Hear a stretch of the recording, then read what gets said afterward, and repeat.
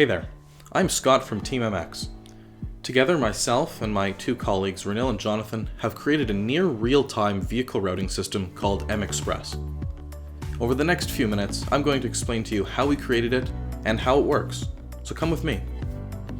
mxpress is a near real-time vehicle routing system. When we created mxpress, we built it around three key principles: scalability, adaptability, and privacy. First, I'll start with privacy. One of the key questions we get asked all the time is how are we able to differentiate ourselves from existing competitors in the marketplace, like Google Maps, Apple Maps, and others. The key reason that we're able to consider ourselves different is on user data and user privacy. Existing players like Google Maps collect, store, and sell your data to advertisers and to make profit for themselves. On the other hand, mxpress collects no data from its users and has no way of storing the routes you generate, any information about its users, or where you're going. When we collect our information about the traffic speeds in the city of Toronto, we use infrastructure sensors that only report the speed of the traffic and how many cars are on the road. They have no way of tracking who you are, where you're going, or what you're doing. Next, I'll touch on adaptability. We consider adaptability to be the fact that mxpress is an open framework. mxpress is designed to be adapted and molded into other applications, potentially solving problems that we don't even know exist. Every software technology package that we built mxpress on is free and open source, available for anybody to use, and mxpress is too.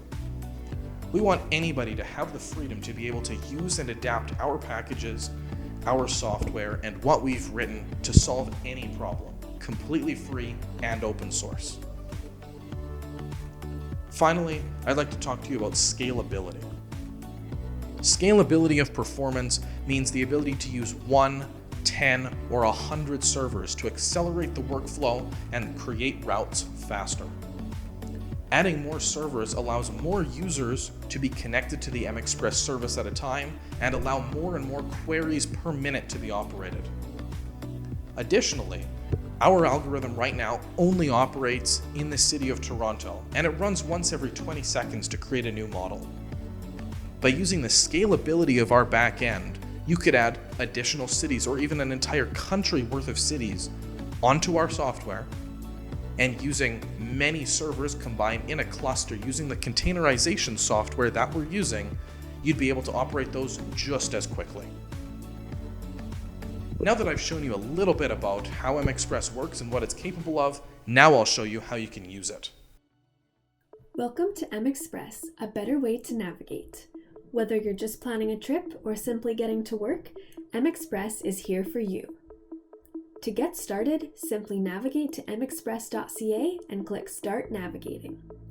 As you can see, mxpress will automatically determine your location. To zoom in and out, press the plus or minus buttons on the top left side of the page, or pinch to zoom in and out with the trackpad. You can also click and drag the map to move it around. Now, let's create a route. Start by entering your starting location in the source text box and pressing enter once the location pops up. Next, enter your destination in the second text box. As you can see, a route is displayed on the map and turn-by-turn directions are listed below. You may also choose an alternate route by simply selecting the second option. If you would like to add stops on your route, simply click the plus sign to add an intermediate waypoint. Type where you'd like to go, and mxpress will reroute you instantly. mxpress also supports multiple layers. Simply hover over the layer box to expand the options. Layers include dark, streets, light, outdoors, satellite, and a special Esri layer that allows integration with their GIS products. In addition to providing a desktop experience, mxpress is designed to be used anywhere. That's why mxpress is also on Android. mxpress brings the same feature-rich experience from the desktop into the palm of your hands. Zooming in and out can be done with the plus and minus buttons or with pinch to zoom. Simply drag your finger across the display to pan around the map. Routing is as simple as expanding the routing box and entering in your start and end location. Adding waypoints is just as simple as on the desktop. Just press the plus icon and enter the waypoint destination.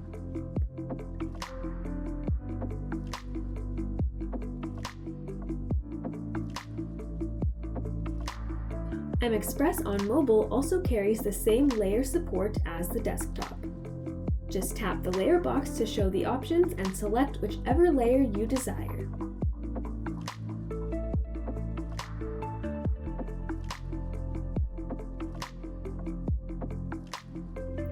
Once your route is loaded and your layer is selected, you're ready to go. Alright, now I'm going to show you where the magic happens that makes mxpress possible. Right here I've got my 40 and 42U server racks that carry all the equipment we need to run the back-end infrastructure. In my main Oracle rack here I've got some network switches that I'm not using at the moment, but I've also got a PowerVault MD1220 drive shelf. I've got it loaded with about 8 terabytes of formatted capacity out of a bunch of 15K SAS hard drives. I've got all those connected via QSFP into a Dell R310. This is running FreeNAS as the operating system and handles all of our file server duties, making sure that we can store our data sets and all the files and extra things that we need to make mxpress possible.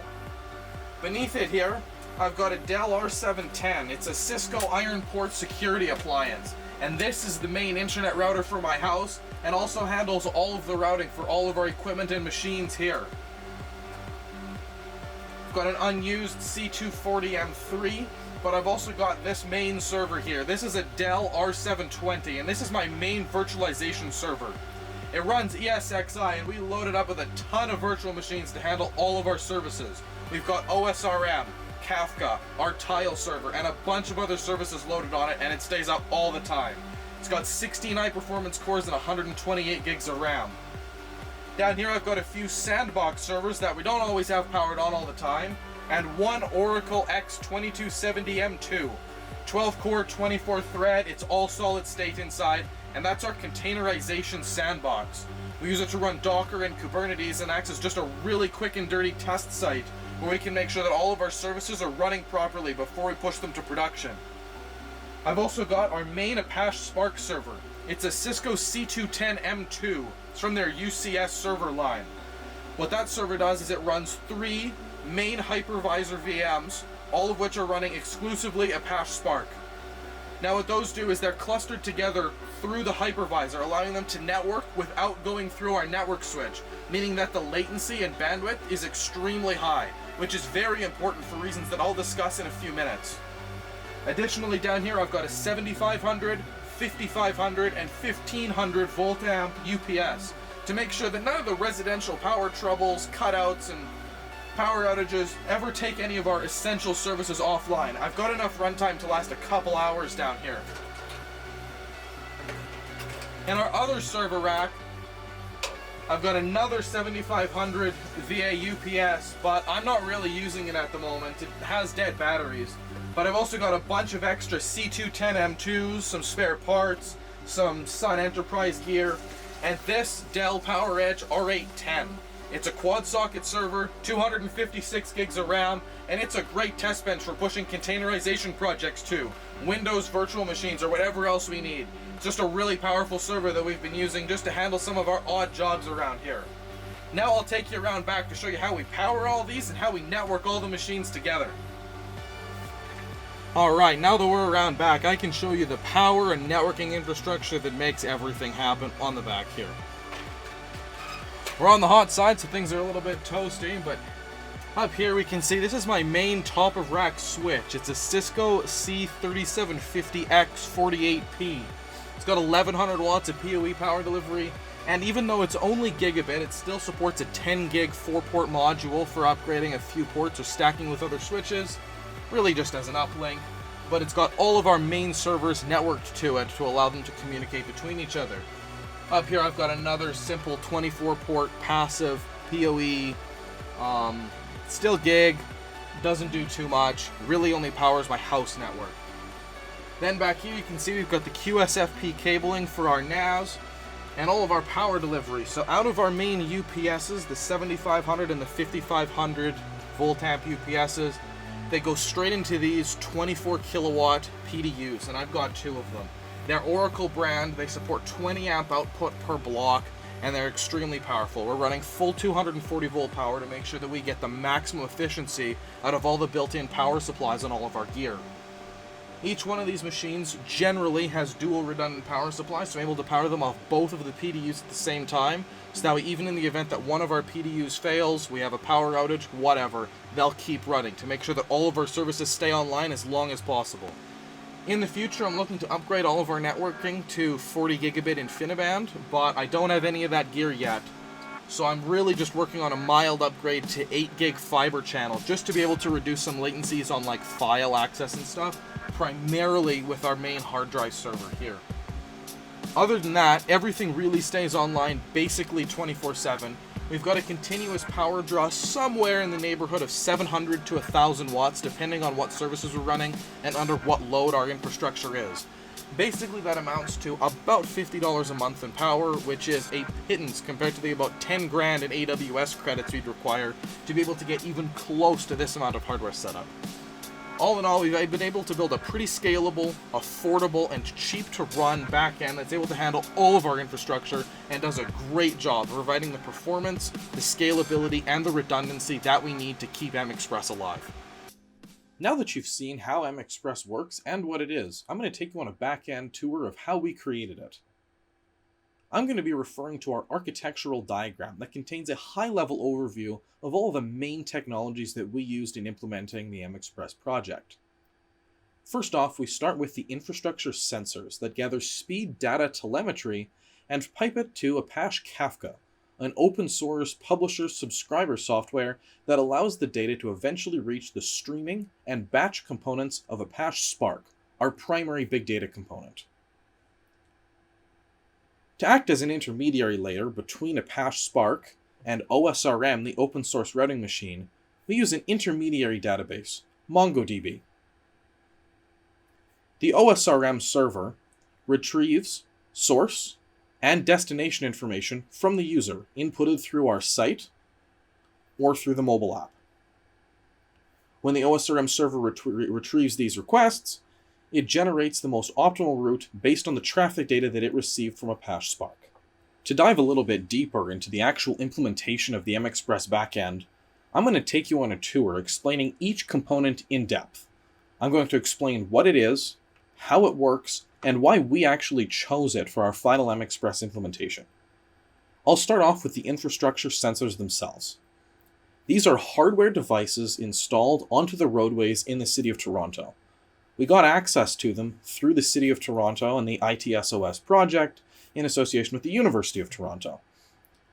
These sensors report a variety of parameters, but we're mostly focused on the average road speed of vehicles traveling past that sensor every 20 seconds. We have a large back data pile repository of lots of these data points, going back several years on thousands of road segments. These make up the main source of truth for the data that we use to route vehicles on in the City of Toronto. Apache Kafka is an open-source stream processing toolkit. We use it to implement a publisher-subscriber, or pub-sub, architecture to our input data flow. Basically, Apache Kafka sits as an intermediary layer between the sensors and Apache Spark. So the sensors themselves act as publishers, publishing, every 20 seconds, a data point that is the average speed of the cars on the road on that particular sensors.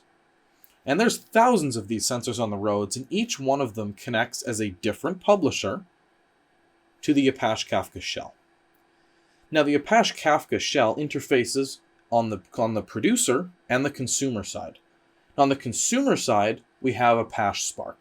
So Apache Spark creates a line of communication to subscribe to the data coming from all or a subset of the sensors. Now, Apache Spark, in our implementation, needs all of the sensor data, collecting all of the thousands and thousands of data points every 20 seconds and amalgamating them into its database. All that Apache Kafka does is mean that we never need the actual Apache Spark shell or the Apache Spark cluster to ever interface with the sensors or the networking themselves. It's all handled, and the security implications that go with it, through Apache Kafka. Now, speaking of Apache Spark, we're only using about 2 of the key components that it includes, but really Apache Spark acts as another toolkit, providing a multitude of functions, libraries, and built-in projects that can be used to adapt their big data and machine learning technologies to your own projects. So Apache Spark is another open source toolkit designed exclusively for big data, but not just big data, but also in-memory processing. Apache Spark differentiates itself from its primary competitor that it ended up mostly replacing, Apache Hadoop. Now, Apache Spark was originally started as part of Apache Hadoop, MapReduce, but it ended up overtaking it and replacing it because of its 2 orders of magnitude performance improvements that it gains by using in-memory, that is system RAM, as opposed to hard disk processing like Apache Hadoop does. The 2 main components of Apache Spark that we use are batch and stream. The third one that we're looking to implement down the road in the future is MLlib, for Machine Learning Library. It includes a bunch of built-in functions, algorithms, and other features that we can use to create a more predictive model based on machine learning and AI technologies to be able to use huge amounts of historical data more effectively. That's neither here nor there. On the stream side of things that we've implemented into mxpress, we take input data from Apache Kafka that I just described, and take it on the input side of things every 20 seconds from each sensor, and use that to create a very up-to-date model on what the speed of any given road segment is in the city of Toronto. Now, the batch is a little bit more complex. On the batch side of things, we have almost 20 years of historical data from the vast majority of these sensors. It's a 500 gigabyte data set comprised of tons and tons of CSV files and huge amounts of data. Now, I said that Apache Spark was in-memory processing, which does in fact mean that in order to access this massive data set of files, you need 500 gigabytes of system RAM, or system RAM spread across the entire cluster.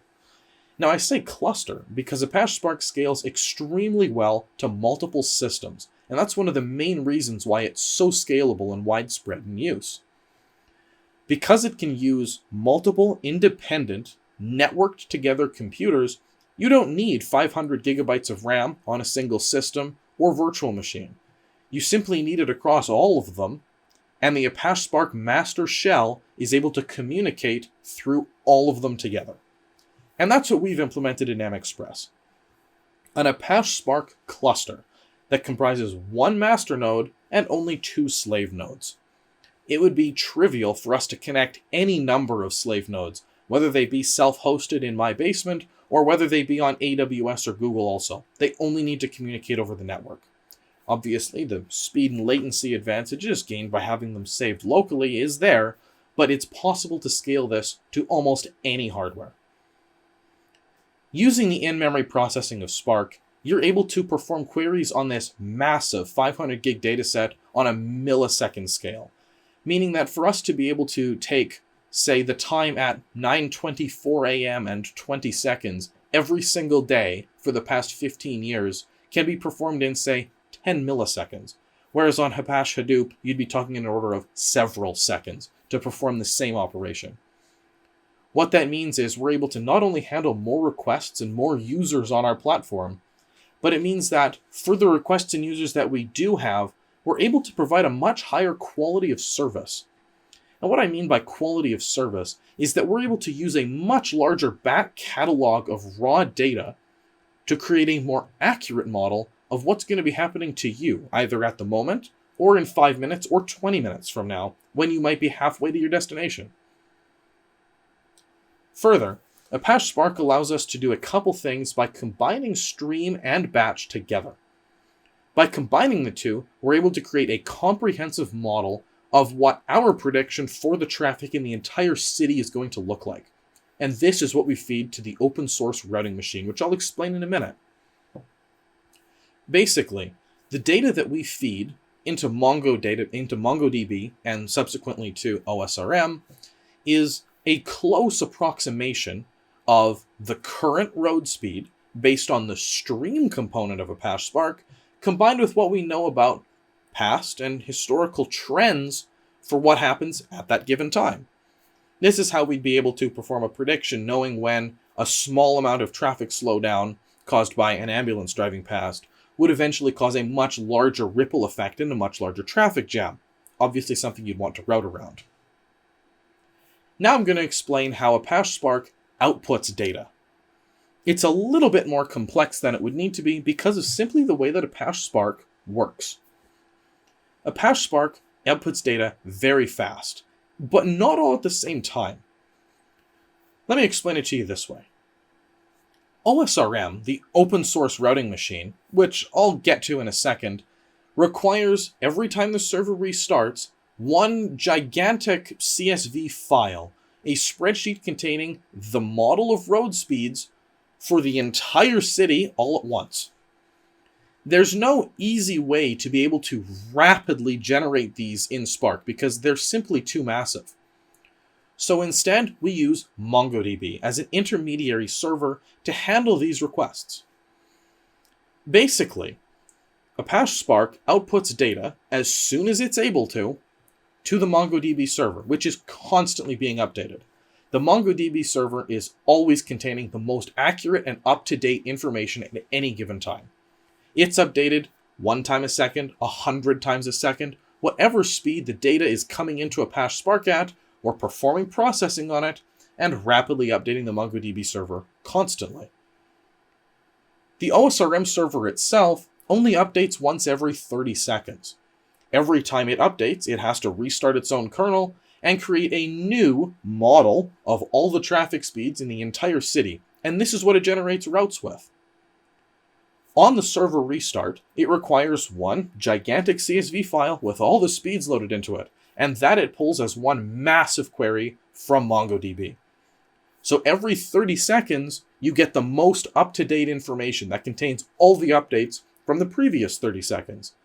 And this massive file gets uploaded as a single threaded task into OSRM, which subsequently gets uploaded, and then any route in the next 30 seconds that gets sent to OSRM is built using that specific model of speeds. OSRM, or the open source routing machine, basically does what it says on the tin. It provides an open source framework for vehicle routing. It basically acts as the routing engine, requiring source and destination input from the user in order to generate some route based on a variety of parameters. OSRM uses OpenStreetMap's data as its base map layer, which can be added to with a variety of modifications. The data from our MongoDB server gets uploaded once every time the server resets and provides speed data, basically acting as a cost on every street vector on the map, so that way when the weighting takes effect and it's generating the route for the optimal speed for you to reach your destination, it's able to weigh the speed of the road based on current traffic, either higher or lower. This is basically how we end up with the optimal route, regardless of what the traffic patterns look like. Now you'll see that OSRM interfaces with two different technologies. We use a mobile app on both iOS and Android, programmed in C# and Xamarin. We also have a desktop website accessible through the mxpress.ca domain, which you'll be able to navigate to in the moment. mxpress.ca runs on Nginx. It's hosted on another server in my basement, and it provides all of the full functionality of the mxpress application. When you input a source and destination, it provides a simple query to the OSRM server, which is then translated into a route, which gets displayed on the map. Now the map's being displayed using Leaflet, which is an open source JavaScript library that allows for the presentation of maps. It's very adaptable, and we've done some tweaks to it in order to best suit our needs specifically. We've added overlays for a variety of different map styles, including one for Esri, which is another integration part of our project, using Esri and ArcGIS technologies to better integrate with the customers in Toronto. On the mobile app side of things, we use a very similar process. Our mobile app is very transparent and acts very similar to a browser with a few minor tweaks. It basically is just a window using WebView into our website itself, where it still uses Leaflet as the JavaScript library and all of the same technologies as before. Now that I've given you a bit of background into how mxpress works and how we've created it, I'd like to give you a little bit of insight into the future of our project and our vision for mxpress in the future. First off, we'd like to do more with the Esri integration, to be able to use the Esri/ArcGIS routing engine, for example, in order to create routes using their technologies, which would allow us to integrate better with the other projects at the University of Toronto. We'd also like to go further with the MLlib stuff and add better machine learning implementation using our batch data to create and use predictive modeling and patterns better in order to create even more accurate models for traffic times and average road speeds in the future. Now, in addition to integrating better with Esri, in addition to using the MLlib stuff to better effect, we'd also like to integrate further with Kubernetes and our containerization. Now, we're able to already deploy each individual virtual machine in each block of the mxpress backend as a Docker container to any one of our servers running here. But using a Kubernetes cluster, we'd be able to individually deploy the entire mxpress backend all at once using one-touch deployment.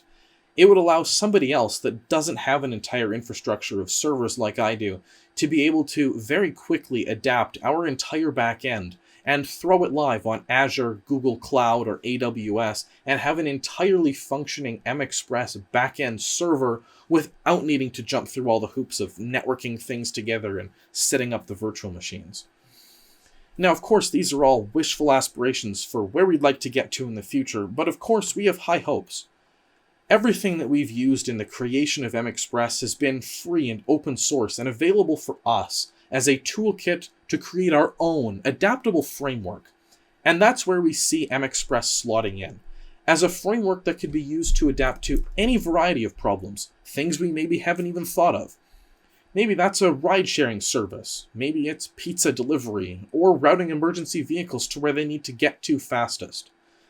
Whatever the solution is, we've looked to create an end-to-end solution for whatever problem it is you might be trying to solve. We've created something free and open source that could be adapted by anybody, and we're freely welcoming others to do so. We're obviously looking to continue development and bring new additional features to our project using some of the integrations and things I talked about earlier, but that's really where I'd like to leave things today. Thanks for watching. I hope you were able to learn something from our experiences and through our explanation of how we got here, through all the various technologies and hurdles we had to jump through to arrive at what we think is a pretty cool finished product. As always, we'd love to hear from you. We're always open to suggestions and carrying the conversation a little bit further, so drop us a line if you'd like to chat. Until then, thanks again.